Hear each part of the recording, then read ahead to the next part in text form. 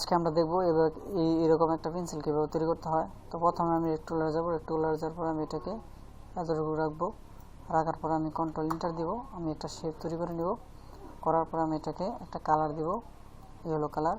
ফিলে যাব, ফিলে যাওয়ার পর আমি এই ইয়েলো কালারটা দিলাম, দেওয়ার পর আমি ওকে করলাম, ওকে করার পর এটা ওকে আসলে কন্ট্রোল ডি দিলাম। আবারও আমি একটা শেপ নিব, শেপ নেওয়ার পরে একটা লেয়ার করব, লেয়ার করার পর আমি এখানে আবার ফিলে যাব, ফিলে যাওয়ার পরে আমি এটাকে আবারও কপি করব, কপি করার পর আমি এটাকে কন্ট্রোল ডি দিব। আবার আমি এটাকে কন্ট্রোল জি দিয়ে আমি এটাকে গ্রুপ করলাম।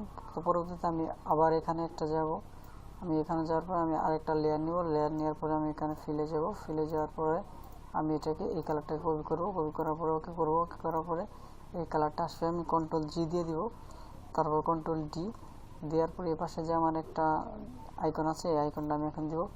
এখানে আমি যাব, শেপে যাব, শেপে যাওয়ার পরে আমি এখানে এই শেপ আছে, আমি শিপ ধরে চাপ দিয়ে এটাকে এতটুকু রাখবো, কন্ট্রোল ই দিব, কন্ট্রোল ইন্টার দিব, ইন্টার দেওয়ার পরে আমি এটাকে আরেকটা শেপ নেব, শেপ নেওয়ার পরে আমি এটাকে ওই কালারটাকে যে কালারটা আছে সেম ওই কালারটাকে আমি এখানে কপি করব, কপি করার পর আমি এটাকে ওকে করে দিব, ওটা ওকে করার পরে কন্ট্রোল ডি দিব, ডি দেওয়ার পরে ট্রান্সফর্মে যাব, যাওয়ার পরে এটাকে আমি এতটুকু রোটেট করে দিব, রোটেট করার পরে এই রাখবো, এটাকে আমি সাইজে ছোটো বড়ো করে নিব, এটা যতটুকু লাগে ততটুকু আমি এতটুকু করলাম, এতটুকু করে আমি এতটুকু রাখলাম।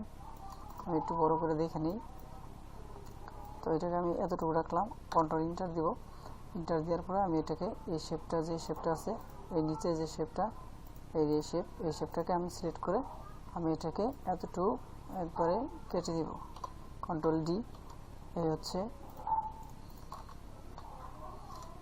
হচ্ছে সেম পেন্সিল তৈরি করা। তো বুঝতে পারছেন যে এরকম ধরনের পেন্সিল শর্টকাটে কীভাবে তৈরি করা।